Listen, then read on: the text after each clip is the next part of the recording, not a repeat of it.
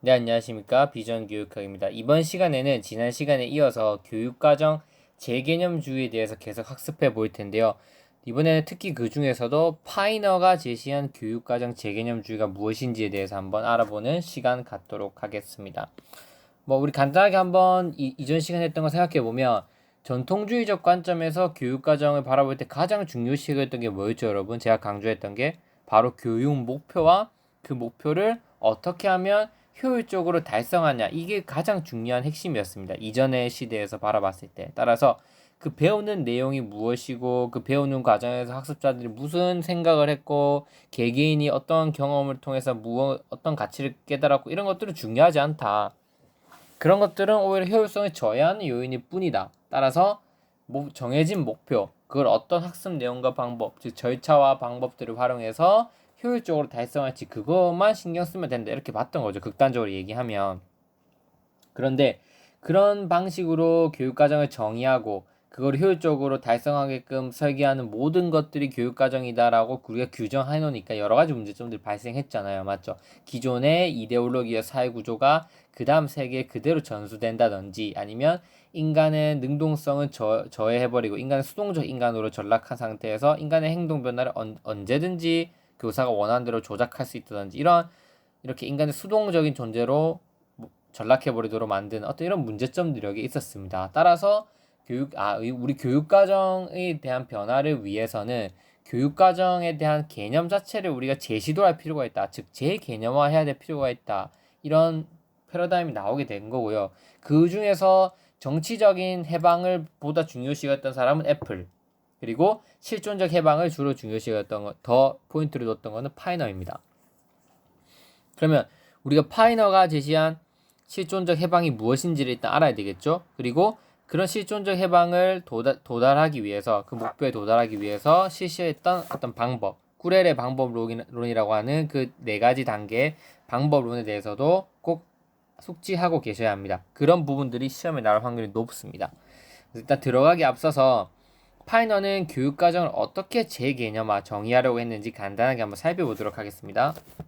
이 표를 한번 보시면 교육과정이라고 하는 거는 결국 커리큘럼으로 우리가 해석을 할 수가 있어요. 커리큘럼을 한국어로 번역을 하면 교육과정이 되겠죠. 근데 이 커리큘럼은 어디서 그 어원의 유래가 됐냐면 바로 라틴어의 꾸레레에서 유래를 하고 있습니다.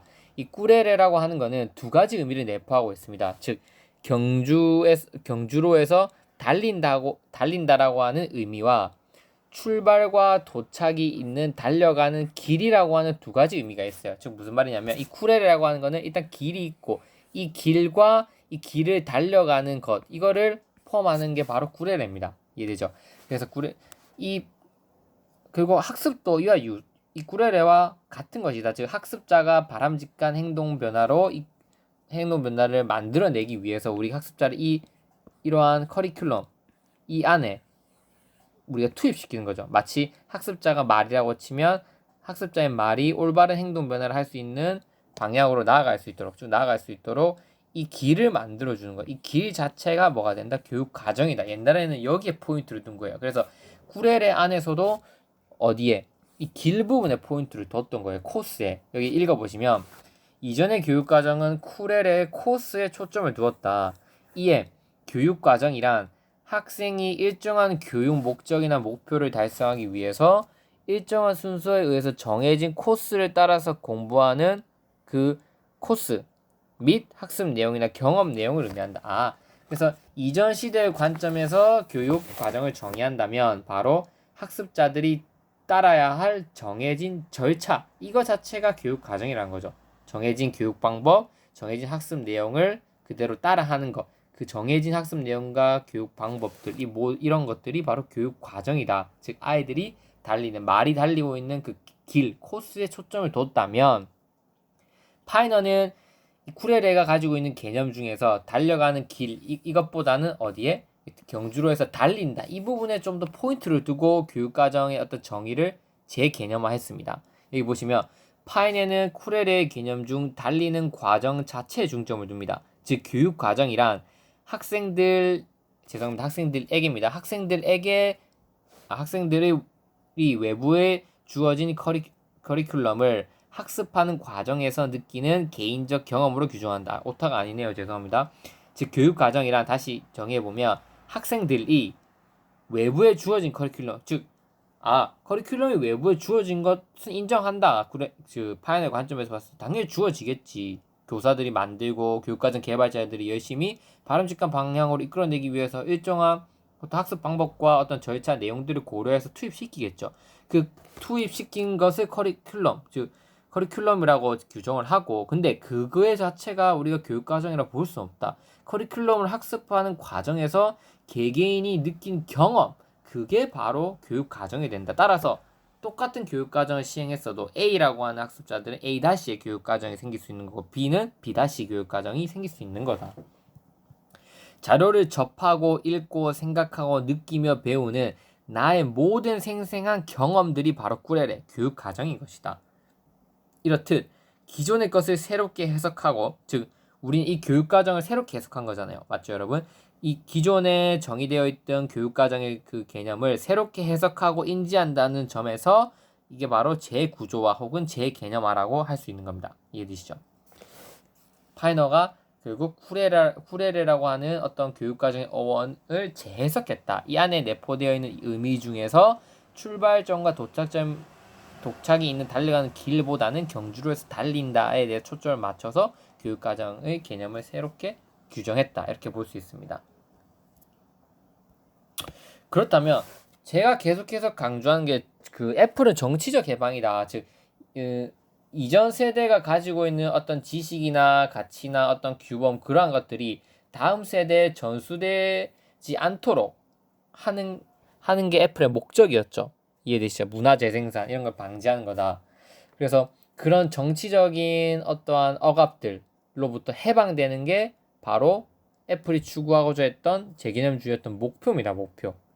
그래서 우리는 항상 교육 내용을 배울 때 여기에는 이전 세대 권위자들이 가지고 있는 어떤 어떤 지식이나 가치 체계들이 포함되어 있고, 그것을 잘 발견해서 그것을 우리가 꿰뚫어 볼 수 있는 눈을 가지고 그런 정치적 해방을 이루어내야 된다고 본다면, 파이노의 실전적 해방은 그것보다 좀 더 포괄적인 개념이라고 생각하시면 돼요. 읽어볼게요.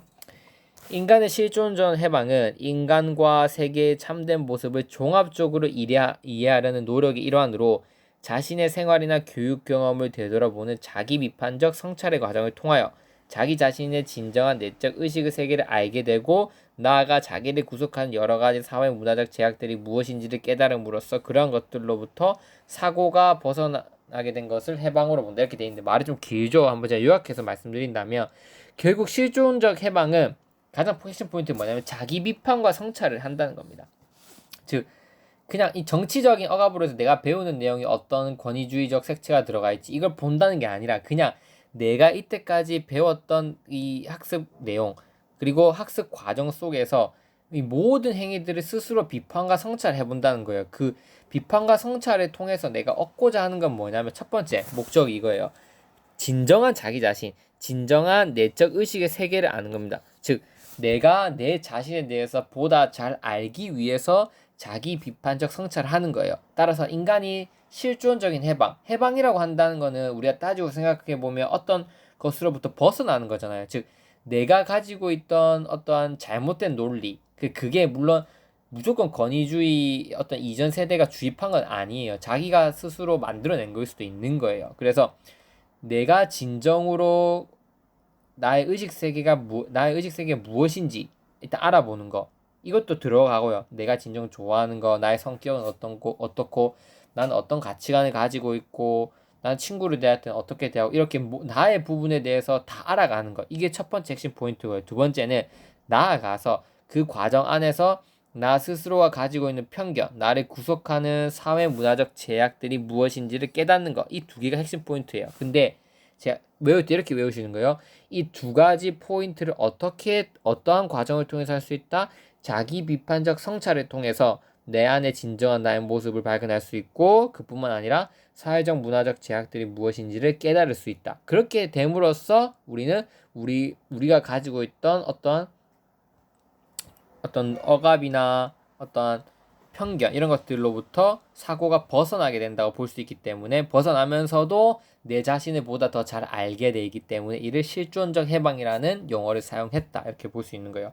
그래서 실존적 해방이라고 하는 단어가 나오면 막상 여러분들이 좀 떠올리기 어려우실 수도 있어요. 만약 파이너가 제시한 실존적 해방의 개념을 써라 이렇게 하면 실존적 해방이 뭐지? 그럼 딱 뭐부터 떠올리시면 되냐면 자기 비판적 성찰이라는 키워드를 딱 떠올리시고 그 다음으로 떠올리실 거는 이 자기 비판적 성찰을 통해서 결국 나에 대해서 제일 먼저 잘 알려고 노력하는 거. 즉 진정한 나의 내적 의식 세계를 알려고 하는 게 목적이고 두 번째는 나를 구속하고 있는 여러 사회 문화적 제약들이 무엇인지를 깨닫는 것을 자기 비판적 성찰을 통해서 이루어 나가는 것 자체가 실존적 해방이다. 이 키워드 세 가지만 암기해 주시면 머릿속에 오래 남아 있으실 겁니다. 알겠죠? 그러면 너무 추상적이라서 여러분들이 잘 모르실 수도 있는데 그러면 한번 살펴볼게요.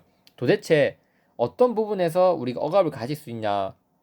파이너도 애플과 마찬가지로 학교 교육을 상당히 부정적으로 바라봅니다. 여러분 학교 교육을 받았을 때 애플이 주장했던 것과 마찬가지로 학생들이 습득하게 되는 것들은 부정적인 요소들이 매우 많다고 보는 거예요. 한 8, 7가지가 있는데 대표적인 거 3가지만 제가 추려왔습니다. 첫 번째, 인간관계 욕구가 왜곡되는 거예요. 학교 교육을 받으면. 아동이 갖는 자연스러운 인간관계 욕구는 생활 학교 속에서 무참히 억압된다. 왜? 교사와 학생 간의 인간관계는 수직적이고 제한적이고 아동 간의 관계는 협동보다는 경쟁이 강조된다. 즉 우리가 학교 공간에 딱 투입되면 다양한 인간관계를 경험할 수 없게끔 학교 구조 자체가 만들어져 있다는 거예요. 교육활동 속에서는 또 애정보다는 훈육이나 벌이 더 좋은 교육 방식이 여겨지기도 한다. 이런 과정 속에서 우리는 인간관계의 욕구가 왜곡된다. 학교 교육을 하는 과정에서 자연스럽게. 그러니까 알게 모르게 이런 억압들을 받고 있고 우리가 이런 것들을 찾아내고 이러한 억압들로부터 벗어나는 것 자체가 파이너가 추구했던 겁니다. 이해되시죠? 그러니까 배우는 내용 자체에 어떤 권위주의적 의식이 담겨 있다. 이거는 이제 애플 관점이라면 그것뿐만 아니라 학교 교육 전반적인 관점에서 우리가 받을 수 있는 억압들 혹은 나의 어떤 모습을 참된 모습을 발견해 나가는 것 이게 실존적 해방으로 보는 겁니다. 두 번째, 타인의 모방을 통한 자아의 분열과 상실. 학교 교육을 받게 되면 타인을 모방할 수밖에 없고 그 과정에서 자아는 분열되고 상실될 거라 보는 겁니다. 왜? 학교 생활을 통해 아동들은 끊임없이 타인을 모방하도록 강요받는다. 왜? 모범생을 저렇게 해라 계속 강요하겠죠. 한 아동이 타인을 모방하는 것은 동시에 자신에 대한 불만족과 거부를 학습하는 일이다. 아동은 자신을 타인의 눈으로 보는 법을 배우는 것이다. 즉 자꾸 타인의 기준에 맞추어서 나를 보려고 하게끔 만들어진다는 거죠. 학교를 하면. 이런 곳에서 벗어나야 된다. 세 번째, 자율성이 위축된다. 아동이 학교에서 가장 먼저 배우게 되는 것은 스스로 아무것도 모른다고 생각하는 것이다. 즉 학교 교육을 받는다는 것 자체가 출발점은 아동은 부족한 상태다. 미성숙한 상태임을 전제로 하고 들어가잖아요. 따라서 아동은 당연히 교사로부터 교육을 받아야 한다고 생각하게 되고 그러한 생각은 자신의 필요나 욕구 자체도 잊어버린 채 맹목적인 의존과 복종의 심리만을 증대하게 만들 뿐이다. 이렇게 보는 거예요. 따라서 미성숙한 상태는 맞는데 그걸 당연시 받아들이게 되면 내가 진짜 좋아하는 게 뭔지 이런 것들을 관심을 가지지 않고 오히려 교사가 시키는데 어떤 맹목성을 가질 수 있게 맹목적이게 된다 이 뜻인 거죠. 복종을 하게 되고. 그래서 우리는 이런 말고도 여러 가지 훨씬 많지만 이렇게 인간관계 욕구가 왜곡되고 모방을 통해서 자아가 분열되고 자율성이 위축되는 것들로부터 이런 인지를 하고 이런 것들을 벗어나는 게 바로 실존적 해방을 나가는 첫걸음이다 이렇게 볼 수 있는 거죠. 이해되시죠? 따라서 시험에 나올 수 있는 이 정의 적는 것 정도 나올 수 있고 어떠한 관점에서 실존적 해방이 이루어져야 되냐 이 부분은 아마 나오기가 좀 힘들 수도 있어요. 하지만 예시를 만약에 써라고 한다면 충분히 이제 이 부분도 나올 확률이 있기 때문에 이 예시 3개 정도는 머릿속에 기억해 주시면 좋을 것 같습니다. 이해되시죠? 그럼 끊고 그러면 파이너가 제시한 그럼 이번에는 이러한 실존적 해방을 이루기 위해서는 꾸레레의 방법론을 제시했는데 그게 어떻게 되는 것인지 구체적으로 한번 살펴보도록 하겠습니다.